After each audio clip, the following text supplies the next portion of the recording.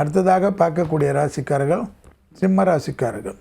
சிம்ம ராசிக்காரர்களுக்கு குடும்பத்தில் மிக கவனமாக இருக்க வேண்டும்.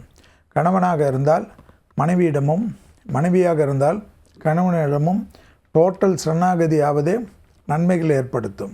குடும்பத்தில் அந்நியர் தலையீடு, பிறர் குடும்ப விஷயத்தில் உங்களுடைய தலையீடு கூடவே கூடாது. கண்டிப்பாக முருகர் வள்ளி தெய்வானை என்று, அதாவது ஜோடியாக இருக்கக்கூடிய தெய்வ வழிபாடுகள், பெருமாள் தாயார் சிவன் பார்வதி என்ற ஜோடியோடு இருக்கக்கூடிய தெய்வ வழிபாடுகள் உங்களை காப்பாற்றும்.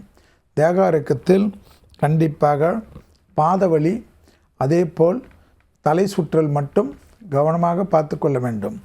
உத்தியோகம், தொழில், வியாபாரம், படிப்பு சம்பந்தப்பட்ட விஷயத்தில் ஏற்றமாக காணப்பட்டாலும் விடுபட்ட தெய்வ வழிபாடுகள் அனுகூலத்தை ஏற்படுத்தி தரும்.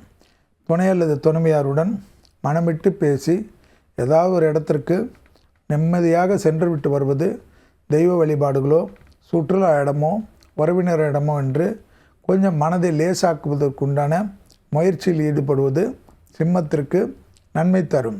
கொடுத்த வாக்கை குடும்பத்திலும் வெளிவட்டாரத்திலும் காப்பாற்றுவதற்கு சிறிது பிராயச்சனம் பட வேண்டிய நிலைமை ஏற்படுவதனால் வார்த்தைகள் கொடுப்பதற்கு முன்பாக யோசித்து கொடுப்பது நன்மை தரும்.